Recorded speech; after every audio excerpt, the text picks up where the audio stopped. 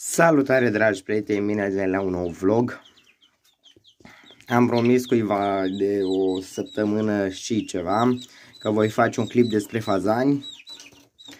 Despre fazani nu o să vă zic multe pentru că nici eu chiar nu știu, m-am informat, am citit și nu prea mi s-a dat sfaturi concrete. Mi s-au dat sfaturi în care le știam și eu, așa că vă voi spune sfaturile care știu eu. Puii de fazan încep să moară în momentul în care ei nu au căldură, chiar din prima zi de viață, a doua zi de viață, ei dacă nu au căldură, nu au mâncare la discreție și apă, ei dacă nu vor mânca și nu vor bea, vor muri instantaneu. Eu am mai rămas cu 3 pui de fazan, am ajuns cu 4 pui în care i-am finisat și am reușit să-i cresc, chiar să-i fac mari. Ia uitați-l unul acolo. Au început să zboare, de asta i-am și mutat aici, au început să zboare prin casă și i-am mutat. Din păcate au murit și bibilici. Creșterea puiilor de fazan este... Ei sunt foarte sensibili, uitați, după cum îl vedeți aici, este becul infraroșu, de asta nu prea se vede ok. Este foarte dificilă, nu neapărat dificilă, doar că sunt foarte pretențioși, foarte sensibili la mâncare, la căldură.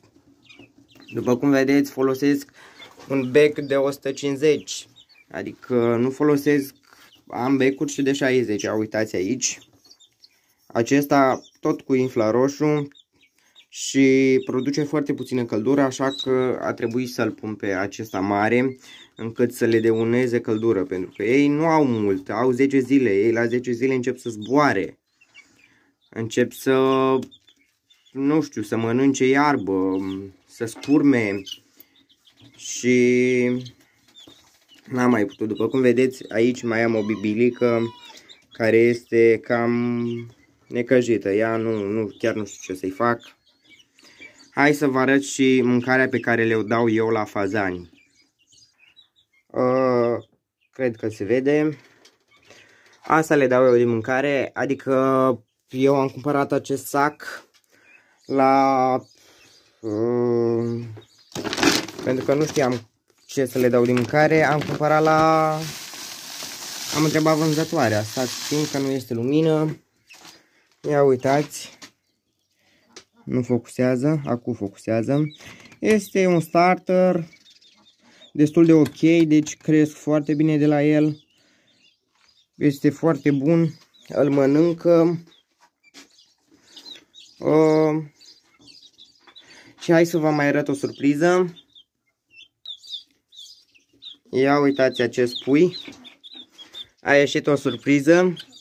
După cum îl vedeți, are și moți, are și puțină bărbiță. Eu nu am găini astfel, dar au ieșit. Este frumos, are o încălțătură foarte mare. Ia uitați încălțătura. Ia uitați căpățâna. Foarte frumos.